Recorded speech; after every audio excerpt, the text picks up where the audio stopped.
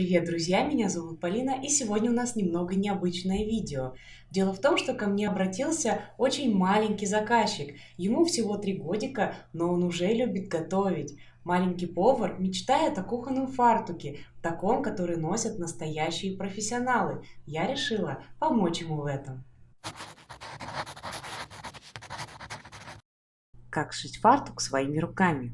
Это очень просто. Даже новичок справится с этим. Я выбрала несколько мужских фартуков, которые мне понравились, а затем сделала уменьшенную выкройку на рост примерно 110 сантиметров. Фартук легко настраивается по фигуре. Я надеюсь, что такого размера маленькому повару хватит надолго. Если вы хотите сшить такой же и вам нужна выкройка фартука для кухни, то пройдите по ссылке в описании к этому видео. Вместо того, чтобы специально покупать ткань для этого фартука, я решила использовать свой старый джинсовый сарафан. Его ткань очень мягкая и приятного цвета. Было бы жаль просто выбросить его. Мне как-то ближе подход «ноль отходов». Если вещь можно использовать повторно, я так и делаю. В первую очередь я обработала края основной детали, просто подогнула и прострочила. Сверху и снизу я сделала строчку двойной иглой. Так больше похоже на шов, которым отстрачивают джинсы. Снизу можно было использовать красивый фабричный край, но на моем сарафане его не было. После основной детали я раскроила лямки. На самом деле мне едва хватило длины сарафана. Мой джинсовый сарафан очень короткий, поэтому я использовала его почти полностью. Ширину лямок я рассчитывала по размеру металлических карабинов. Мне очень понравились фартуки, в которых лямки вообще не пришиты к основной детали. Сверху они держатся на карабинах, а по бокам продеты в люверсы. Сперва я думала, что это не очень удачная конструкция, но за день до того, как шить фартук, я пошла в торговый центр. Когда я решила купить себе кофе, то заметила, что бариста носит как раз такой фартук, который я и хотела сделать. Мне кажется очень полезным рассматривать одежду профессионалов. Они носят ее весь рабочий день несколько часов. Если удобно им, то обычному человеку на кухне тем более будет удобно. Пока я ждала кофе, тайком изучала конструкцию фартука бариста.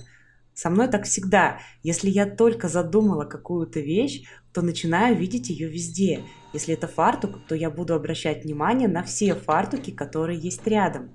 Напишите в комментариях, с вами бывает такое?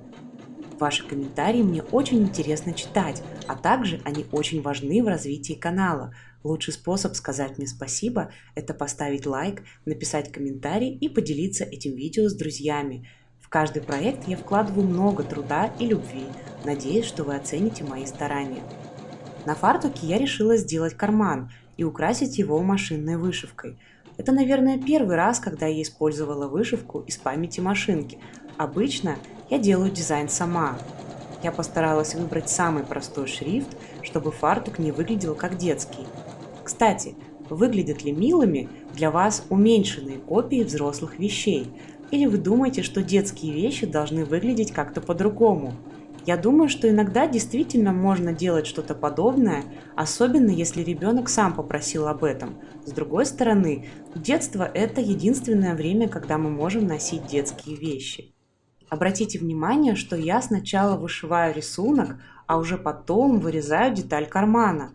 Так вышивка будет именно там, где и должна быть. Также я всегда проклеиваю ткань с изнанки флизелином, иначе вышивка может получиться неровной, а ткань под ней стянется. Сверху кармана я пристрочила кожаную косую бейку. Мне очень нравится сочетание джинсовой ткани и кожи. Благодаря этой маленькой детали фартук станет более интересным и необычным. Я применяю небольшую хитрость. Приклеиваю кожаную бейку к ткани специальной лентой для рукоделия. Так она не сдвигается во время шитья. Это очень удобно. Края кармана я просто подогнула.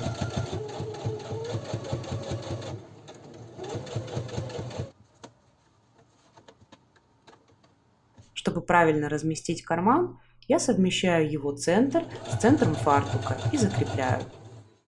Для того, чтобы украсить фартук и надежно закрепить все детали, я устанавливаю заклепки, по одной на каждую лямку, и еще 2 на углы кармана. Это же джинсовый фартук, заклепки здесь всегда в тему. Также я устанавливаю люверсы в углах фартука. Верхние нужны для того, чтобы крепить карабинами лямки, а нижние, чтобы продеть их.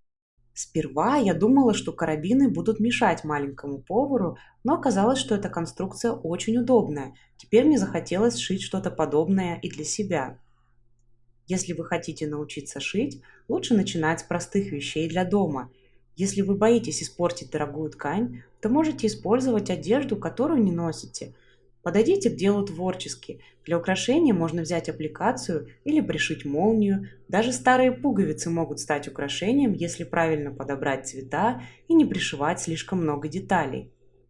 Если ваши дети постарше, то они даже могут помочь вам украшать такой фартук.